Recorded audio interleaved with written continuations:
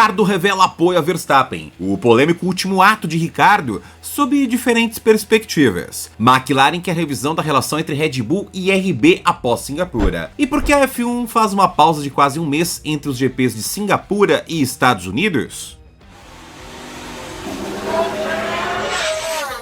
Após o GP de Singapura realizado em 22 de setembro, a Fórmula 1 terá uma pausa de quase um mês até o GP dos Estados Unidos, marcado para 20 de outubro. Essa pausa pode parecer estranha, já que ocorre apenas algumas semanas após as férias de verão da categoria, quando as equipes e pilotos, teoricamente, já tiveram tempo para descansar e recarregar as energias. Mas por que isso acontece? A organização do calendário da F1 envolve fatores complexos, que vão desde contratos já estabelecidos até as condições meteorológicas ideais para cada região. Um exemplo é o GP de Miami, realizado em maio para evitar a temporada de furacões no sul da Flórida. No caso dessa pausa específica, o principal motivo é uma série de ajustes entre os calendários de 2023 e 2024, que deixaram pouca margem para reorganizar as datas. Com o Japão transferido, a FIA tentou ajustar o calendário para evitar a longa pausa, mas a mudança foi acordada tarde demais para que outros organizadores pudessem alterar suas datas. O GP de Singapura, por exemplo, não pôde ser adiantado, pois o circuito de Marina Bay é um traçado urbano, exigindo planejamento e fechamento da cidade. O plano B da Fórmula 1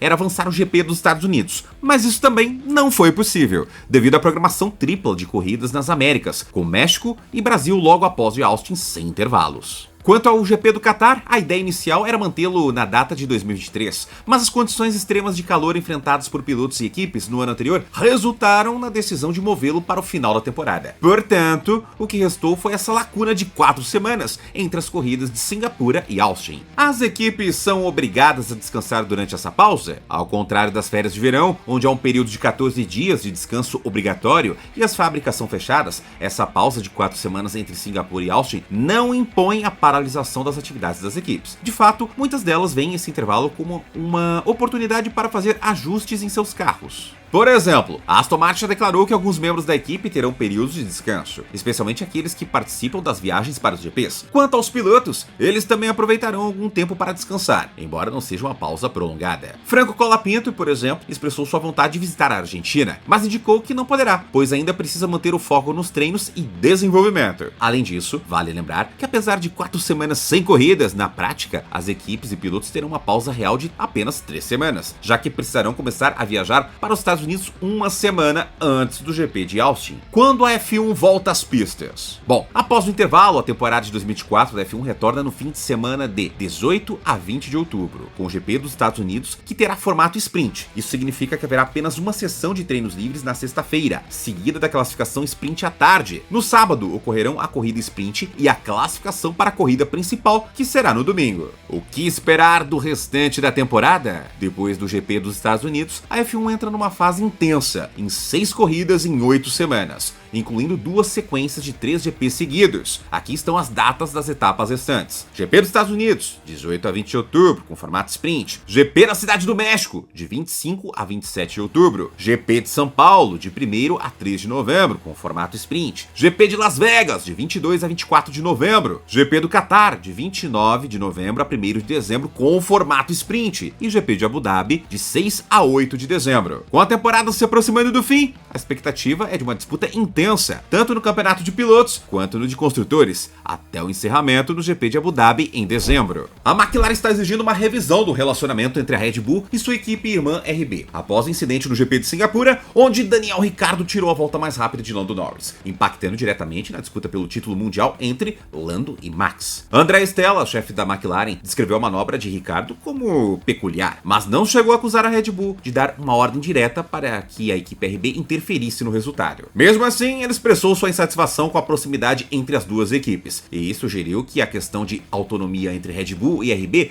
precisa ser discutida. Durante a corrida, Lando Norris estava prestes a garantir a pontuação máxima, com a volta mais rápida em seu nome a partir da volta 48. No entanto, com Ricciardo já fora da disputa pelos pontos, a RB optou por uma parada tardia para o piloto, colocando pneus macios e permitindo que ele roubasse o ponto extra de Norris. Stella acredita que, embora não haja provas de uma ordem direta da Red Bull, a situação pode ser vista como uma ação coordenada entre as equipes, o que pode influenciar negativamente a disputa esportiva. Ele ressaltou a importância de garantir que as equipes se comportem de forma autônoma, especialmente no que diz respeito ao campeonato de construtores. Norris também comentou o episódio, chamando a ação de uma jogada inteligente da Red Bull e também da RB.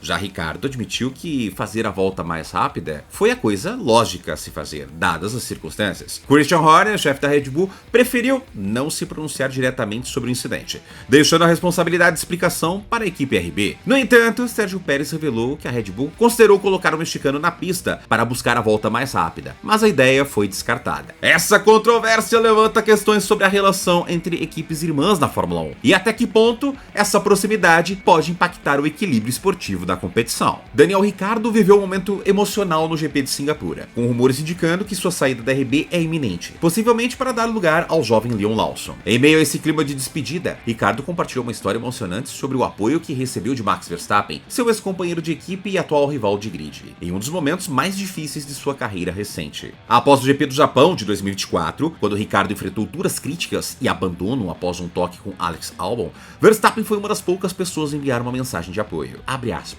Ele sempre valorizou muito a nossa amizade e me apoiou. Depois do Japão, quando recebi muitas críticas, Max foi um dos únicos caras que me mandou uma mensagem dizendo: amigo, mantenha a cabeça erguida. Nós sabemos do que você é capaz. Não dê ouvidos à mídia. Esse episódio ocorreu em um momento em que a carreira de Ricciardo estava em uma encruzilhada. O acidente em Suzuka veio logo após notícias de que Helmut Marko, consultor da Red Bull, havia lhe dado um ultimato, sugerindo que ele poderia ser substituído por Lawson a qualquer momento. O mau desempenho na China, seguido por uma série de corridas sem pontuar, aumentou a pressão sobre o australiano, que até então havia sido cotado como possível substituto de Sérgio Pérez na equipe principal da Red Bull. Ricciardo descreveu o apoio de Verstappen como algo que ele valoriza profundamente, e parece que o australiano retribuiu o gesto em Singapura, quando nas voltas finais fez uma parada inesperada para trocar os pneus e cravar a volta mais rápida da corrida. Embora a volta não lhe rendesse o ponto, já que ele terminou fora do top 10, o ato tirou o ponto extra de Lando Norris, rival direto de Verstappen na briga pelo título. Verstappen, que sempre foi direto em suas palavras, agradeceu pelo rádio, e Ricciardo, com seu estilo descontraído, respondeu com bom humor, sugerindo que isso poderia ser um belo presente de Natal. Com uma carreira cheia de altos e baixos, e com as incertezas sobre o seu futuro na Fórmula 1, o gesto de Ricciardo em Singapura pode ter sido tanto uma forma de retribuir o apoio de um amigo, quanto um possível último ato em sua trajetória na categoria. Daniel Ricciardo está com 35 anos, pilotando por enquanto pela VisaCash, até quando não sabemos. Ele cravou a volta mais rápida, a 17ª de sua carreira, mas a primeira desde 2021, quando ainda corria pela McLaren ao lado de Lando Norris. O momento poderia ter passado despercebido, mas o contexto deu uma nova dimensão à manobra. Ricciardo não apenas tirou a volta mais rápida de seu ex-companheiro de equipe, Norris, mas também privou o britânico do ponto extra, que poderia ser crucial nessa batalha intensa pelo título contra Max. Para muitos fãs de F1, a situação levantou suspeitas sobre possíveis estratégias da Red Bull, como a manobra de Ricciardo beneficiando diretamente Verstappen, atual líder do campeonato. A troca de pneus do australiano nas voltas finais, colocando compostos macios quando ele já estava em 18º e sem chance de melhorar sua posição, fez com que alguns enxergassem um gesto simbólico, talvez até uma despedida do piloto querido por muitos. Há meses, como todos bem sabem, circulam os tais rumores de que Ricciardo estaria de saída da Red Bull. Bom, a expectativa é que Lawson venha substituir. Embora o time ainda não tenha confirmado a troca, o desempenho de Ricciardo, principalmente em comparação com seu companheiro de equipe Yuki Tsunoda, tem alimentado essa especulação. Sua volta mais rápida em Singapura, para alguns, soa como um último ato em sua passagem pela Fórmula 1. Ricciardo tem uma carreira marcada por altos e baixos, com 8 vitórias em GPs e uma trajetória que inclui momentos brilhantes e períodos de frustração. Ele se tornou um dos rostos mais populares da era do dirigir para viver que passa na Netflix. No auge, Ricciardo proporcionou momentos icônicos, como seu famoso Shoei, quando bebia champanhe no pódio de sua própria sapatilha, celebrando suas vitórias com carisma e alegria. Laurit Max, chefe da RB, deu declarações que reforçam a ideia de que o episódio em Singapura pode ter sido uma despedida. Abre aspas. Como essa pode ter sido a última corrida de Daniel, queríamos dar a ele a chance de saboreá-la e sair com uma volta mais rápida. Aspas. Independentemente das leituras sobre o episódio, o fato de Ricciardo ter marcado a volta mais rápida no complicado traçado de Marina Bay é visto como um gesto final para seus fãs e para a história da F1. Se esse será seu grande finale na categoria, ainda resta saber, mas o momento certamente foi marcante. Agora cá entre nós, foi um presente de Natal essa volta mais rápida ou algo acordado entre equipes? Qual a sua opinião? Deixa aqui nos comentários. Daniel Ricciardo dentro da Fórmula 1. Se você pudesse resumir em uma frase, qual seria? No mais, muito obrigado pela sua audiência. E eu peço pra você, curte, comenta, compartilha. O famoso triplo C. Curtiu, comentou e compartilhou? Não marca bobeira. Se inscreva no canal e junte-se a uma comunidade de mais de 50 mil inscritos. Clica no sino de notificação para você ser notificado na palma de sua mão do conteúdo diário do nosso canal. Ontem, hoje, amanhã e sempre. Eu sou o Tio Barba no canal Hora do Piloto e até o próximo vídeo.